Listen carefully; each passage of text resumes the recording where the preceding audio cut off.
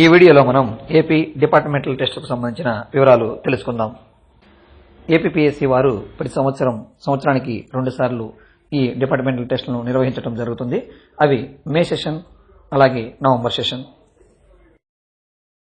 ప్రస్తుతం నవంబర్ సెషన్‌కు గాను నవంబర్ 2016 నోటిఫికేషన్ ఏపీపీఎస్సీ వారు రిలీజ్ చేయడం జరిగింది. ఈ నోటిఫికేషన్ ప్రకారం అప్లికేషన్ అలాగే ఓటీపీఆర్ రిజిస్ట్రేషన్ మనం www.psc.ap.gov.in వెబ్సైట్లో 27/10/2016 నుంచి మనం ప్రారంభించవచ్చు. అలాగే అప్లికేషన్ను మనం ఆన్లైన్లో సబ్మిషన్ చేయడానికి చివరి తేదీ 17/11/2016 5 గంటల దాకా చేయవచ్చు. అలాగే మనం ఫీను పే చేయడానికి చివరి తేదీ 17/11/2016.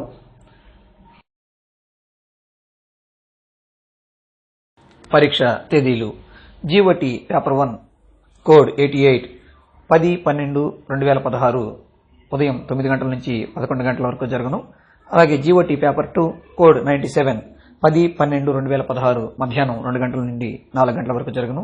అలాగే ఈఓటీ 141 ఇందులో ఒక పేపరే ఉంటుంది కాబట్టి ఇది 11/12/2016 ఉదయం 9 గంటల నుండి 11 గంటల వరకు జరుగును. టీచర్లు డిపార్ట్మెంటల్ టెస్టులు ఎందుకు రాయాలి?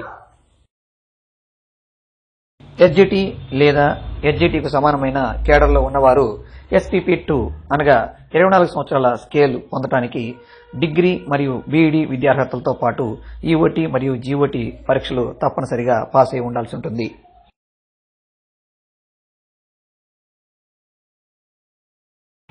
స్కూల్ అసిస్టెంట్ లేదా స్కూల్ అసిస్టెంట్కు సమానమైన కేడర్లో ఉన్నవారు SPP1A అనగా 12 సంవత్సరాల స్కేల్ పొందడానికి డిగ్రీ విత్ బీఈడి లేదా బీపీఈడీలతో పాటు ఈఓటీ జీఓటీ పరీక్షలు రాయవలసి ఉంటుంది.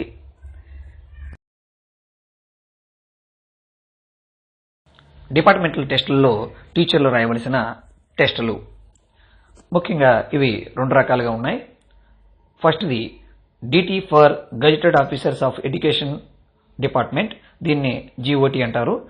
దీనిలో 2 పేపర్లు ఉన్నాయి. పేపర్ 1 కోడ్ 88 అలాగే పేపర్ 2 కోడ్ 97. అలాగే రెండవ పరీక్ష account test for executive officers, దీన్ని ఈఓటీ అంటారు. దీని కోడ్ 141. ఇందులో ఒక పేపర్ మాత్రమే రాయవలసి ఉంటుంది. డిపార్ట్మెంటల్ టెస్టులు పాస్ అవ్వాలంటే ప్రతి టెస్టులోనూ 40% మార్కులు తప్పనిసరిగా వచ్చి ఉండాలి. అయితే జీఓటీలో పేపర్ 1 పేపర్ 2లు ఉన్నాయి కాబట్టి 2 పేపర్లలో అంటే విడివిడిగా ప్రతి పేపర్లో 40% మార్కులు వచ్చినప్పుడు మాత్రమే జీఓటీ పరీక్ష పాస్ అయినట్లు పరిగణించబడుతుంది.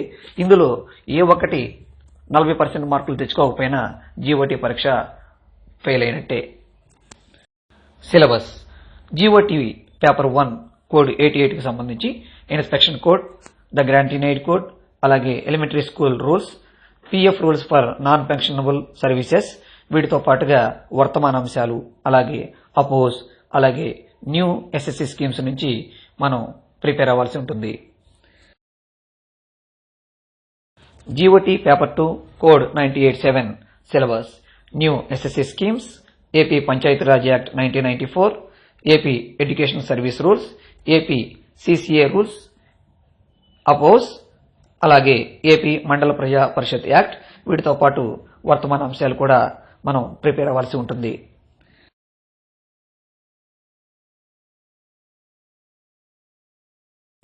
EOT paper code 141 syllabus: AP budget manual, AP treasury code, AP financial code, constitution of India, AP pension code, వీటితో పాటు సిపిఎస్ అలాగే పిఆర్సీకి సంబంధించిన అంశాలను మనం ప్రిపేర్ అవ్వాల్సి ఉంటుంది.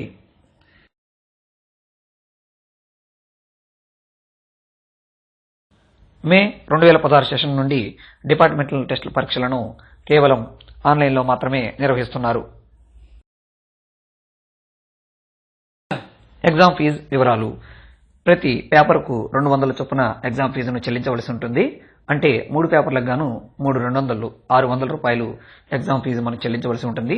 అలాగే ప్రతి టెస్టుకు 500 రూపాయల చొప్పున ప్రాసెసింగ్ ఫీజును మనం చెల్లించవలసి ఉంటుంది. అనగా మొత్తం 1000 రూపాయలు చెల్లించవలసి ఉంటుంది. టోటల్గా ఎగ్జామ్ ఫీ అలాగే ప్రాసెసింగ్ ఫీ మొత్తం కలిపి ఈఓటీ జీఓటీ టెస్టులకు గాను 1600 రూపాయలు మనం చెల్లించవలసి ఉంటుంది. పరీక్ష జరిగిన 20 నుండి 30 రోజులలోపు పరీక్షలో పాస్ అయిన వారి వివరాలను మనం www.psc.ap.gov.in వెబ్సైట్లో మనం చూడవచ్చు.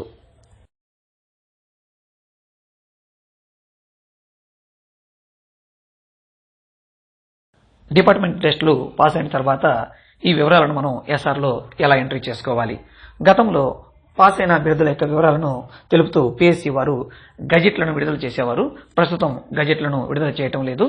మరి మనం పిఎస్సి అంటే పబ్లిక్ సర్వీస్ కమిషన్ వారు రిజల్ట్స్ విడుదల చేసిన తర్వాత పాస్ అయినటువంటి అభ్యర్థుల యొక్క అడ్రస్లతో పూర్తి వివరాలతో కూడినటువంటి యుఎస్ ఫార్మేట్ ను వాళ్ళు వెబ్సైట్లో ఉంచడం జరుగుతుంది. ఈ యుఎస్ ఫార్మేట్ అలాగే అభ్యర్థి యొక్క హాల్ టికెట్ల సహాయంతో వీటిని ప్రూఫ్ గా చూపిస్తూ మనం ఎస్ఆర్లో నమోదు చేసుకోవచ్చు. ఈ వీడియోపై మీ అభిప్రాయాలు, సలహాలను మా వాట్సాప్ నంబర్ 8184982367 కు తెలియజేయగలరు. Thank you for watching this video.